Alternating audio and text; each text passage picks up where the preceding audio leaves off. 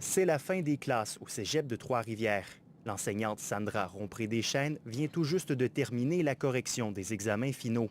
Elle peut enfin souffler, car cette tâche s'est avérée particulièrement éprouvante cette année. J'ai pas loin de 130 étudiants. J'ai vraiment constaté là, une quinzaine de cas de plagiat. J'en ai soupçonné d'autres. La crainte des enseignants se confirme. Les robots conversationnels comme ChatGPT sont utilisés par des étudiants pour générer leurs travaux.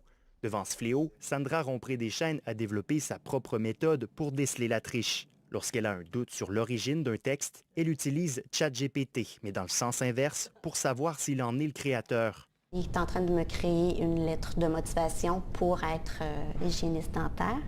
C'était un petit travail que j'avais demandé là, à faire à la maison.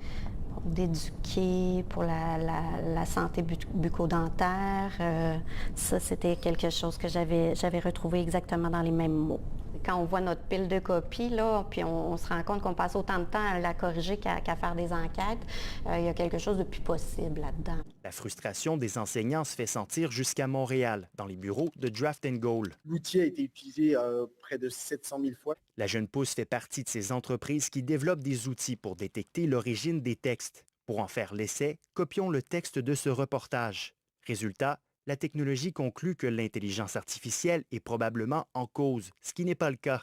Avec un taux de fiabilité de 93 %, le détecteur n'est pas commercialisable. L'IA arrive à avoir un style d'écriture qui se rapproche de plus en plus du style humain. Si on a une marge d'erreur qui est suffisamment grande, on ne peut pas se permettre, par exemple dans le cas de l'enseignement, d'aller pénaliser des élèves qui, en toute bonne foi, ont fait leur devoir correctement. Les enseignants doivent donc se débrouiller avec des ressources limitées.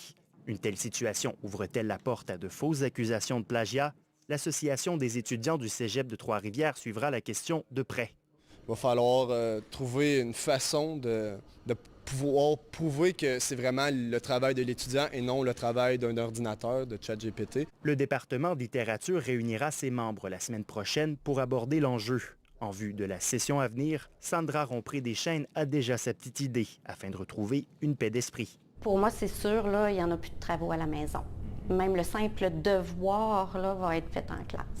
Ici, Jacob Côté, Radio-Canada, Trois-Rivières.